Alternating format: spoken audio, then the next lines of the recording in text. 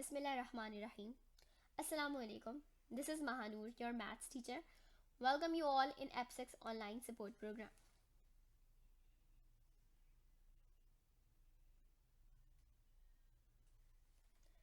As we know that the book which we are using here is a textbook of maths for class 9 by National Book Foundation, and the page number which we are discussing here are 241 and 242. Chapter name Pythagoras theorem. Today's topic is exercise 15. Resources you require are a textbook and a notebook. Introduction or summary of the lesson. Today we do questions related to chapter number 15. Let's start question number 1 of exercise 15.1.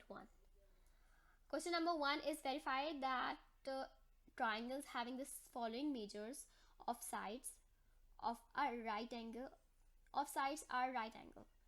Number 1, A is equals to 5 cm, B is equals to 12 cm, and C is equals to 13 cm.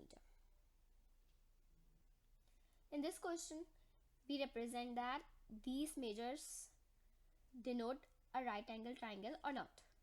So, we use Pythagoras theorem for verification. If left hand side is equals to right hand side in Pythagoras theorem, so it means that these measures denote the right angle triangle. First part is A is equals to 5 cm, so the base of right angle triangle is 5 cm. B is the hypotenuse of a right angle triangle, which is 12 cm, and C is the perpendicular of right angle triangle, which is 13 cm. So putting the value of these terms in Pythagoras theorem, so we get 169 is equals to 169. And we clearly see that left hand side is equals to right hand side in Pythagoras theorem. So we conclude that these measures represents the right angle triangle.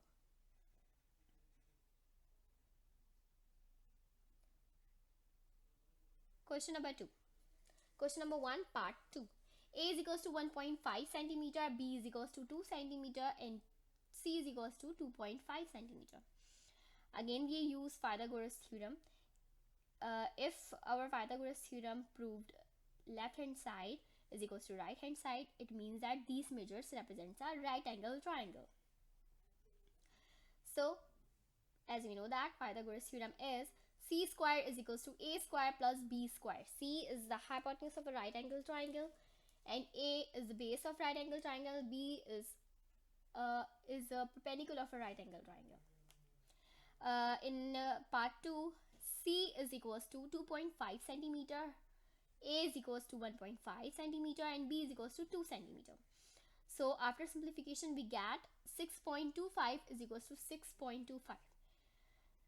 So we clearly see that left hand side is equals to right hand side in part 2. So we conclude that given sides represents a right angle triangle.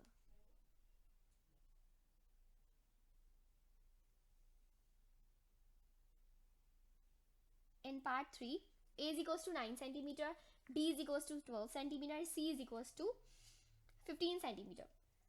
We use Pythagoras theorem again. So after putting the value of A, B and C, we get 225 is equals to 225. So again we see that we conclude that the given sides represents a right angle triangle. In part 4, Pythagoras theorem proved. So 4 part is also represents the right angle triangle. Question number 3. The three sides of a triangle are of measure 8, x and 17 respectively. For what value of x will it become base of a right angle triangle? Solution. In this triangle, in this question, x is the base of right angle triangle, and 17 and 8 is perpendicular or hypotenuse of a right angle triangle. As we know that hypotenuse is greater than base and hypotenuse, base and perpendicular. So we consider 17 as a base of a right angle triangle and 8 as a perpendicular of a right angle triangle. So we apply Pythagoras theorem in this equation, and we know that Pythagoras theorem is hypotenuse square is equals to base square plus perpendicular square. In this question, hypotenuse is 17 and x is the base of a right angle triangle, 8 is perpendicular of a right angle triangle.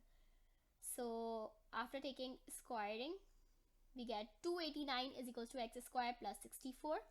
If we subtract 289 minus 64, so we get the value of x, which is 15 centimeter. So in this question, the base of a right angle triangle is 15 centimeter.